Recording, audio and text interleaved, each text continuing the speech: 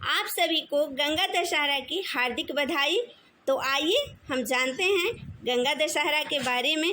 गंगा दशहरा के दिन को माँ गंगा के पृथ्वी पर आगमन का दिन माना जाता है।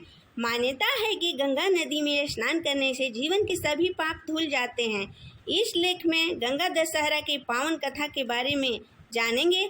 हिंदू धर्म को पवित्र नदी के रूप में माना जाता है। मान्यता है कि भगवान श्री राम के पूर्वज महाराज भागीरथी के तपस्या से प्रसन्न होकर माँ गंगा पृथ्वी पर आई थी। इसके अलावा पुराणों में कहा गया है कि गंगा नदी का अस्तित्व पृथ्वी पर आदिकाल तक रहेगा।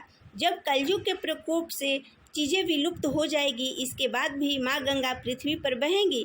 धार्मिक पर्व एवं अवसरों पर माँ गंगा के स्नान के लिए तीर्थ स्थानों पर श्रद्धालुओं की भीड़ उमड़ती है।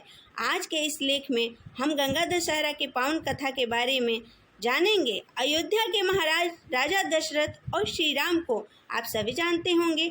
उनके ही पूर्वज राजा भागीरथी को अपने पूर्वजों के तर्पण के लिए गंगाजल की आवश्यकता पड़ी थी। तब उनके पास गंगाजल नहीं था, क्योंकि उस समय गंगा जी केवल स्वर्ग में बहा करती थी। यह जानकर राजा भागीरथी बहुत दुखी हुए और माँ गंगा को पृथ्वी पर बुलाने के लिए तपस्या करने के लिए चले गए। उन्होंने सालों तक कठोर तपस्या की, लेकिन उन्हें कोई सफलता नहीं मिली। जिसके बाद राजा भागीरथी दुखी होकर कैलाश पर्वत चले गए और वहां उन्होंने फिर से कठोर तपस्या की, जिसे देखकर माँ गंगा राजा से प्रसन्न हुई और उन्हें आशीर्वाद देते हुए कहा कि आपकी क्या इच्छा है जिसे मैं पूरा कर सकती हूँ। माँ गंगा को अपने सामने देखकर राजा बहुत खुश हुए और उन्हें धरती पर आने के लिए आग्रह किया। भागीरथी के आग्रह सुनकर माँ गंगा राजा के साथ धरती पर आने के लिए राजी हो गई, लेकिन इससे भी राजा के सामने एक समस्या खड़ी हुई। माँ गंगा का प्रवाह बहुत तेज था। अगर वह धरती पर बहती तो आधी पृथ्वी उनके वेग से बह जाती। राजा की इस समस्या का समाधान और कोई नहीं बल्कि महादेव कर सकते थे। ऐसे में राजा भागीरथी भगवान शिव की तपस्या करनी प्रारंभ की।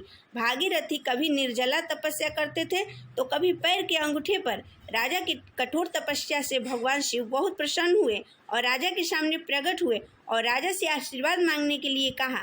तब राजा ने भगवान शिव से निवेदन किया कि आप माँ गंगा के वेग को अपनी जटा में बांध लें। भगवान भोलेनाथ थे कि राजा की इच्छा से स्वीकार किया और ब्रह्मा जी अपने कमंडल से धारा प्रवाहित किए और शिव जी माँ गंगा को अपनी जटा में बांध लिए। करीब 30-32 दिनों तक माँ गंगा शिव के